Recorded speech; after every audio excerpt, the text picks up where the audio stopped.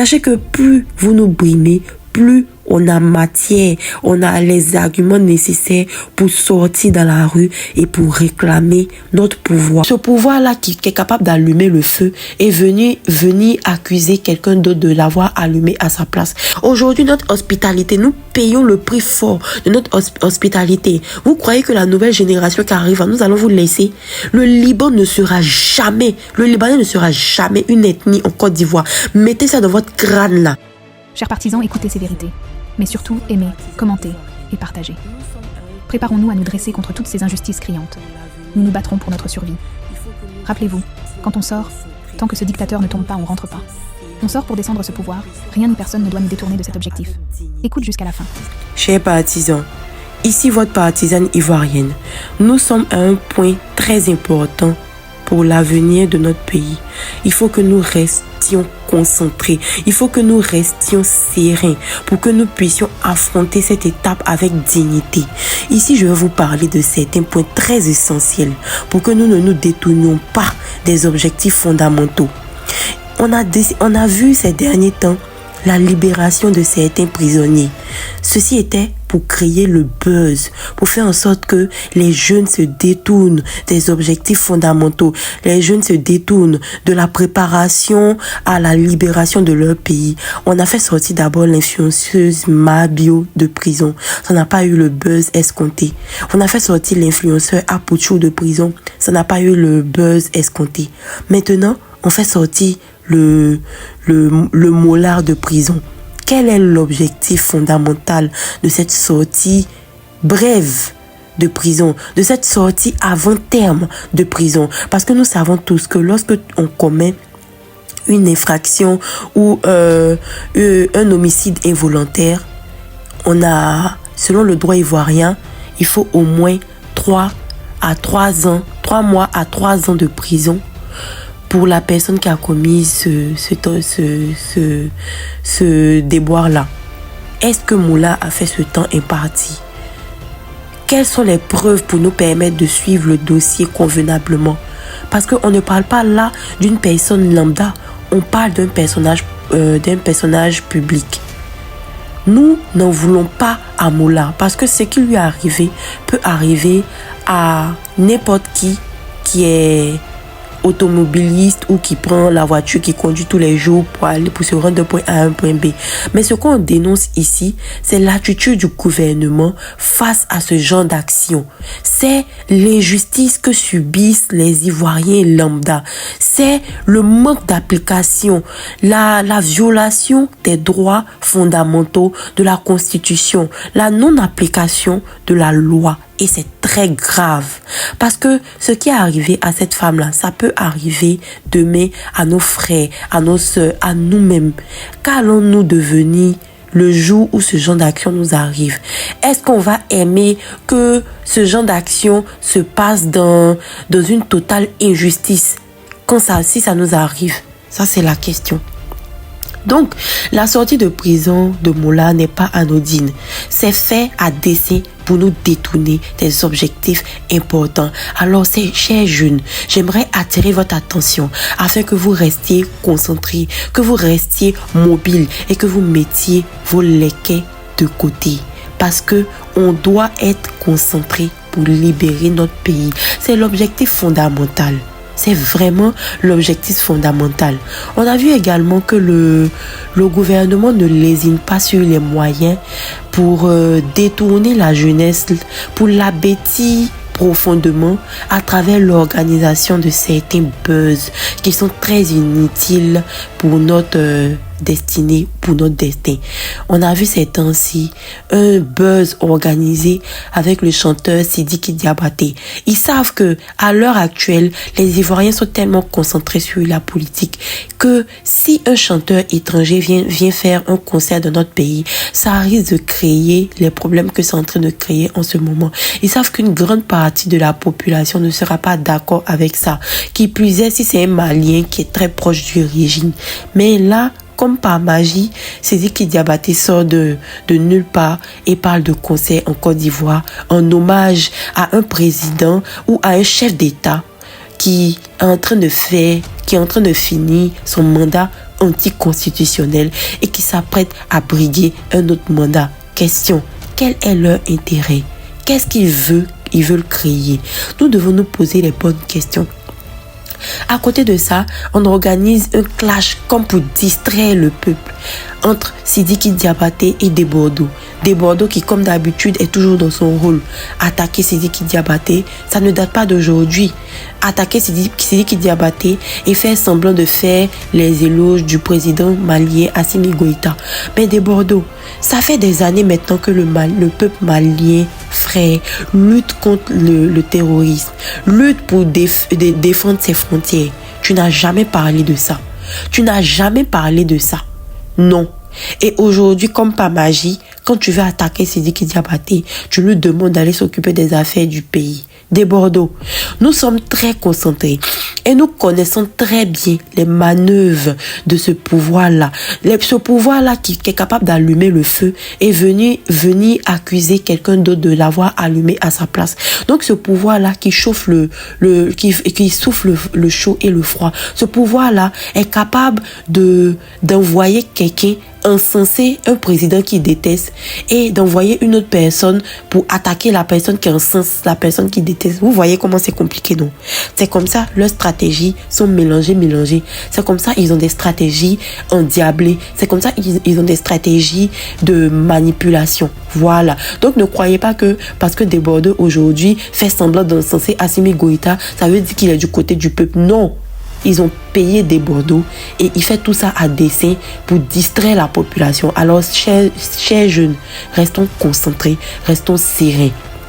Aujourd'hui, là, nous avons tous la capacité de pouvoir analyser les choses, de donner nos avis et de savoir ce qui est important pour nous. À l'heure actuelle, là, tous ces influenceurs, tous ces chanteurs, vous avez vu un sorti pour venir parler de votre ressenti, de ce que vous vivez au jour le jour dans ce peuple-là. Vous avez vu un sorti? Personne ne sort. À part le chanteur Mewe, aucun n'est sorti venir faire une vidéo pour parler de l'avenir de la population, pour parler des méfaits que ce 4e mandat risque de créer. Tout le monde se plaint, mais ils ferment leurs oreilles sur vos souffrances. Aujourd'hui, combien de personnes sont expropriées? Combien de personnes vivent dans la misère? Aujourd'hui, les personnes on casse leur maison. Des parents qui ont œuvré toute leur vie, qui ont travaillé pendant 30 ans de leur vie, économisé, acheté leur terrain, payé leur maison. On vient, on leur dit, vous avez 10 minutes pour sortir de votre maison. Est-ce que vous imaginez 30 ans de vie détruits en 10 minutes? Comment ces personnes vont réagi? Et aujourd'hui, on voit des jeunes qui font tout pour ne pas voler, pour ne pas tricher, qui essaient de sortir la tête de l'eau, qui essaient d'acheter des choses pour aller vendre. On vient, on les chasse sur les routes, on casse leur commerce, leur petit commerce qu'ils ont lutté à la sueur de leur front pour créer, on casse ça. Mais demain, quand vous allez voir que le pays est infesté de personnes qui volent, qui pillent, vous allez commencer à dire non, la population est en train de devenir du n'importe quoi dans votre main. Mais c'est vous qui créez ça. Parce que le gouvernement n'a pas matière, n'a pas compétence à rendre tout un peuple riche. Mais le gouvernement a compétence pour créer les conditions de la richesse d'un peuple. C'est-à-dire que quoi? Le gouvernement crée des richesses, crée des conditions et le citoyen lambda s'arrange avec son intelligence, avec sa combativité à travailler pour pouvoir obtenir ou acquérir ces richesses. Mais qu'est-ce que vous faites aujourd'hui? Vous voulez que les Ivoiriens, vous voulez mendiantiser les Ivoiriens. Vous voulez que les Ivoiriens deviennent des mendiants ambulants et qu'ils passent comme on fait coco dans les bureaux là. Ils passent pour faire coco dans vos bureaux, pour mendier, pour faire la manche. Mais vous n'allez pas réussir. Nous, les Ivoiriens, on est un peuple travailleur. On est un peuple conscient. On est un peuple qui avons toutes les richesses sur nos terres. Et nous n'allons pas vous laisser. Nous n'allons pas vous laisser finir avec descendre tout un peuple sans rien faire. Et j'aimerais vous dire, qui ne dit rien consent. Qui ne dit rien consent. Je le répète, qui ne dit rien consent. Aujourd'hui, toutes vos souffrances là, vous voyez, les influenceurs, les chanteurs, toutes les personnes que vous suivez énormément, à qui vous donnez de l'audience sur les réseaux sociaux, ce sont des personnes qui s'en foutent de votre devenir. Ce sont des personnes qui s'en foutent de votre avenir. Ce sont des personnes qui ne pensent qu'à eux. Ils s'en foutent de ce qui vous arrive. Vous avez vu combien prendre leur appareil, leur téléphone pour dénoncer ce pouvoir arbitraire, pour dénoncer ces enlèvements qui sont faits de façon arbitraire. Le bon sens voudrait que les gens puissent au moins se lever pour dénoncer, pour dire non, on n'est pas d'accord, qu'il faut qu'on arrête. Parce que ce qui arrive aujourd'hui à quelqu'un, l'injustice que quelqu'un vit aujourd'hui, toi qui fermes ta bouche dessus là, sache que tu n'es pas exempt de cette injustice-là demain dirigée contre toi. Tu n'es pas exempt de ça. C'est-à-dire quoi? Ce qui arrive à Maclacla aujourd'hui peut arriver à Maclaclo demain. Ça peut t'arriver à toi. À ce moment-là, tu voudras quoi? Tu voudras que tout le monde se dresse comme un seul homme pour parler en ta faveur. Tu voudras ça.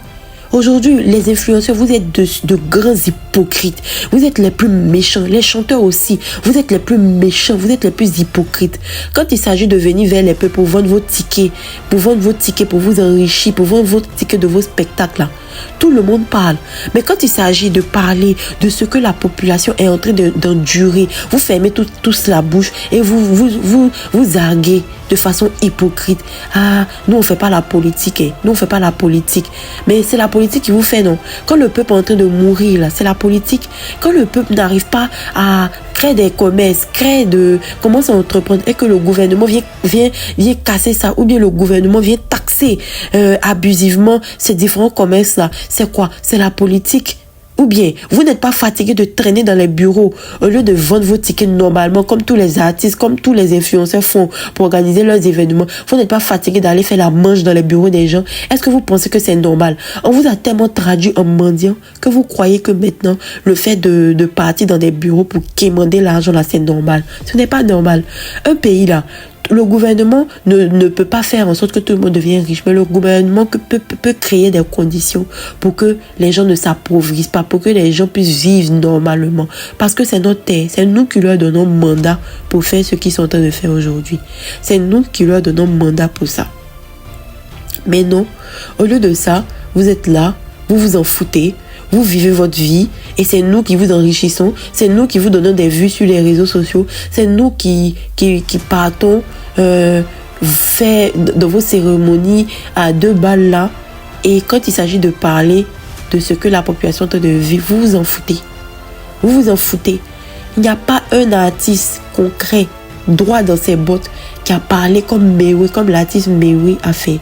Je profite pour lui dire vraiment merci. Il a fait son rôle, hein, mais je profite pour lui dire vraiment merci. C'est vraiment un vrai garçon. Il s'est levé en 2020, il s'est levé en 2025, il a parlé, il a dit ce qu'il pensait.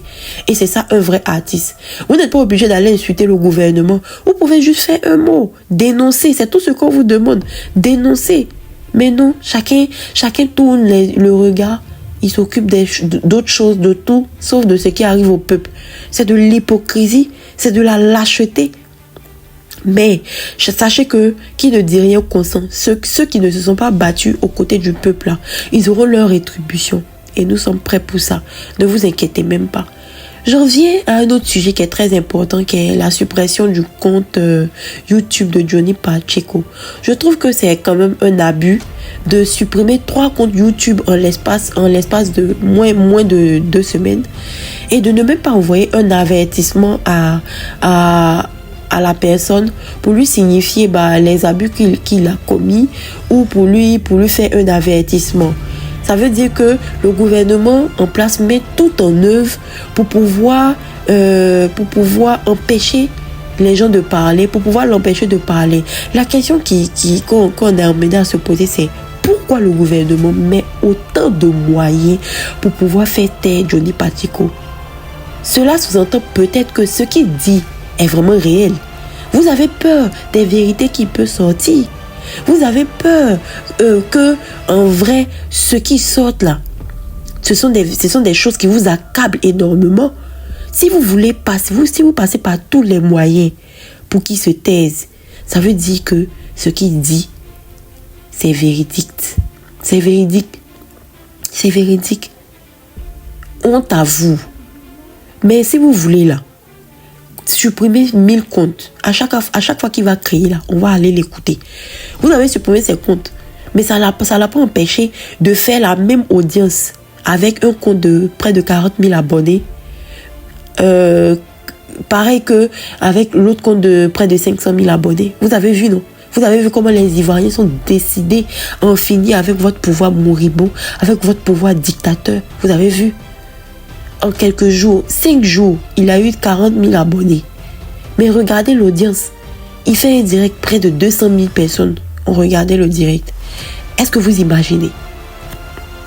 Aussi, ces derniers jours-là, on assiste à l'enlèvement massif des membres du PPACI. C'est vraiment triste, hein? Mais ça peut pas nous décourager. En l'espace de 2 à 3 jours, on a assisté à l'enlèvement de près de 15 membres du PPACI, tous enlevés à leur domicile en totale violation des principes les plus fondamentaux. Vous croyez que cela va nous arrêter? Vous croyez que cela va nous créer une peur qui va faire en sorte qu'on ne va pas sortir? Sachez que plus vous nous brimez, plus on a matière, on a les arguments nécessaires pour sortir dans la rue et pour réclamer notre pouvoir. Parce que c'est nous qui vous avons concédé ce pouvoir-là. C'est nous qui avons laissé faire. C'est nous qui avons laissé ça. Même si c'est pas nous qui vous l'avons donné, vous l'avez pris de manière abusive, vous l'avez pris en toute violation des droits de tout un peuple. C'est nous que vous dirigez. C'est nous qui vous payons. Donc là, ne croyez pas que tout ce que vous êtes en train de faire là, ça fait peur à quelqu'un. Ça va faire en sorte que on va rester terré chez nous et on va vous laisser continuer d'enlever les gens. Parce qu'on sait très bien, les personnes que vous avez enlevées là, si on vous laisse ce pouvoir là, non seulement vous allez les laisser en prison, mais vous allez sortir, rentrer dans des maisons abusivement et puis enlever les gens. Ici, j'attire l'attention des frères ivoiriens. Ne nous laissons pas faire. Il faut que chaque Ivoirien dans sa maison prépare ses léquets, prépare ses léquets et puis qu'il sorte au moment venu. Parce que si vous ne le faites pas, si on ne le fait pas, de toute façon, ils sont en train d'enlever les gens de façon abusive. Là. Ne pensez pas que ça va rester que chez les autres. Hein. Des gens qui sont rentrés en l'espace de 2 jours, qui ont enlevé près de 15 membres chez eux, dans leur maison. Vous pensez que c'est vous qui vont épargner? Vous pensez que quand vous êtes à la maison, vous êtes en sécurité? Les personnes qu'ils ont enlevées, ils étaient chez eux aussi, hein, mais ils n'étaient pas en sécurité. Vous êtes tracés, vous êtes suivis partout. On connaît vos numéros. On connaît ce que vous vous dites dans vos réseaux. Vous êtes traqués partout. Ils n'ont pas le courage de faire de bons investissements, de faire de bonnes choses pour que le peuple se sente bien. Mais ils ont tout l'arsenal pour pouvoir écouter le peuple. Ils ont tout l'arsenal pour pouvoir installer des caméras à chaque rue dans Abidjan pour pouvoir suivre le peuple. Pourquoi ils font tout ça? Parce que la peur a changé de camp. Quelqu'un qui se dit majoritaire, quelqu'un qui se dit que tout le peuple le suit de façon majoritaire, est-ce qu'il aura autant peur? Ah, vous avez tous légitimé, sans le vouloir, Laurent Gbagbo. Vous avez tous légitimé, Tidiane Thiam. Vous avez tous légitimé l'opposition réelle. Je parle de l'opposition réelle parce qu'il y a des gens ici, là. On ne sait pas si c'est la politique qu'ils font ou bien si c'est, je sais pas, si c'est un jeu pour eux. Mais je parle pas de l'opposition significative, l'opposition réelle. Vous les avez tous légitimés parce que des personnes qui ne vous effraient pas, des personnes que vous-même vous avez dit qui sont finies, ils ne sont pas sur la liste électorale, ils ne peuvent rien créer. Pourquoi vous partez les enlever? Pourquoi ces enlèvements massifs? Pourquoi cette peur? Ah, donc vous avez conscience qu'il y a quelque chose qui se prépare. Vous avez conscience qu'on ne va pas laisser ça gratuitement comme ça se passer. Vous avez conscience qu'on va tout faire pour vous enlever ce pouvoir-là. Vous avez conscience que le peuple ivoirien est en train de jouer sa destinée. Vous avez conscience que le peuple ivoirien est en train de jouer sa suivi. Ah, donc si vous savez, c'est déjà bon. Si vous savez là, c'est déjà bon. Chers Ivoiriens, Restons mobilisés, restons serrés et soyons prêts. Armons notre mental. Parce que ce qui est en train de se jouer là, c'est notre suivi. Rappelez-vous, chers Ivoiriens, que nous sommes un peu braves. Rappelez-vous que nous sommes un peuple qui ne tolérons pas l'arbitraire, qui ne tolérons pas les actions abusives. Rappelez-vous que nous sommes en train de vivre notre suivi. Nous sommes en train de préparer notre suivi. Parce que si nous laissons ce pouvoir-là, nous risquons de ne plus nous risquons de ne plus avoir nos terres. Nous risquons de concéder nos terres là à des étrangers, à des Maliens, à des Burkinabés apatrides qui ne sont pas dignes pour aller lutter dans leur propre pays, pour la liberté de leur propre pays, mais qui veulent venir s'ingérer de façon abusive dans notre politique interne. Et nous ne devons pas l'accepter. Nos terres sont nos terres.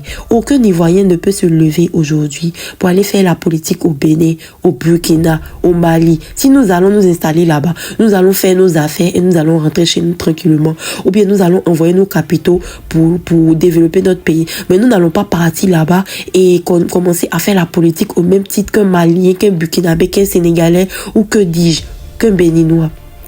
Donc c'est de la même façon, quand les gens viennent de notre pays, ils doivent respecter les règles de notre pays. Aujourd'hui, il y a beaucoup de Libanais qui se lèvent, qui disent que le Libanais est devenu la 70e ethnie de notre pays. Vous êtes malades, vous êtes fous.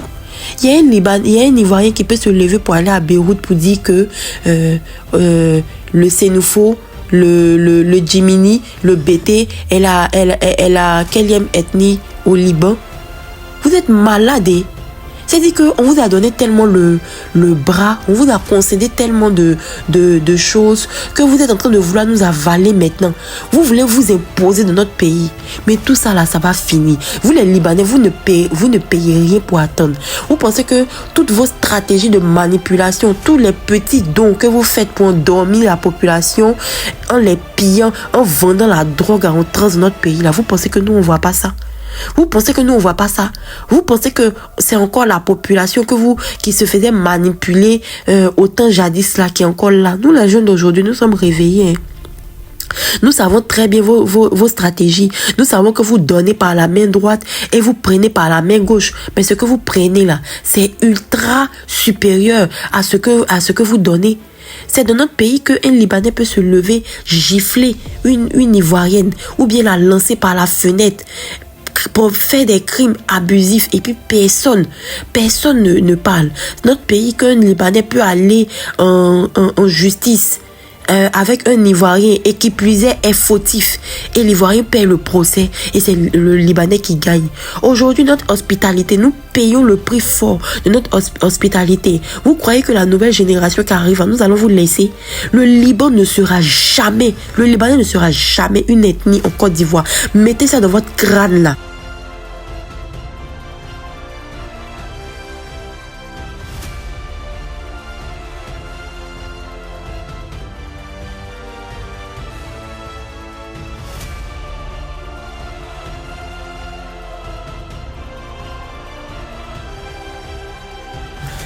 Et enlevez ça dans votre tête. Des imbéciles comme ça, vous venez là dans le pays des gens, vous n'êtes même pas capable de respecter les us et coutumes des gens. Et vous venez là, vous voulez nous avaler, vous voulez nous abêtir. Et vous faites semblant de faire des dons ponctuels pour soi-disant soigner la population. Et vous pensez qu'à travers ça, nous allons vous accepter. Vous pensez qu'à travers ça, nous allons vous accepter? Vous pillez nos terres, vous vendez de la drogue, tout ce qui est mauvais là, vous faites ça dans notre pays. Et puis les Ivoiriens sont là, on subit. Mais quand on va enlever ce pouvoir là, on va se savoir. Quand on va enlever ce pouvoir là, on va se savoir. Vous allez nous dire si c'est nos terres, si c'est la terre de nos ancêtres, mais s'il y a eu des blancs qui sont nés sur cette terre là, vous allez nous dire ça. Donc vous les Libanais, ne vous inquiétez pas, on a le temps pour vous. Et tous ces apatrides qui sont quittés dans leur pays, qui ne sont pas capables d'aller lutter dans leur pays et qui viennent lutter sur nous-mêmes nos propres terres là, vous allez nous connaître. Vous pensez que nous les Ivoiriens on est bêtes dans la tête Quand on se lève là, on devient fou Mais vous allez connaître ça. Alors chers Ivoiriens, Restons serrés, restons mobilisés, restons concentrés. Toutes ces tentatives de dissuasion, toutes ces tentatives-là, c'est parce que la peur a changé le camp. On sait qu'aujourd'hui, si 10 millions d'Ivoiriens sortent dans la rue, le pouvoir n'a pas cœur. Donc ils ont peur. C'est pour ça qu'ils sont en train de déployer leurs aides. Gbagbo Laurent les a tellement poussés dans sa stratégie que eux, ils sont maintenant en train de jouer sur notre propre terrain. Restons serrés, restons prêts, restons concentrés parce qu'on va libérer ce pays. Et c'est votre terre, c'est votre droit. Le plus fondamental, c'est votre droit. Oh les cœurs, oh les cœurs, oh les cœurs. Et sachez qu'il y aura toujours des Ivoiriens de pure souche qui seront là, qui vont prendre le combat à bras le corps pour défendre les intérêts des Ivoiriens autochtones. Voilà. C'est ce combat-là que M. Laurent Gbagbo est en train de nous léguer. Que nous, les Ivoiriens, quand nous ne sommes pas d'accord, nous puissions dire non. Et c'est notre droit le plus absolu. Voilà. Oh les cœurs, chers Ivoiriens, préparez-vous pour la bataille parce que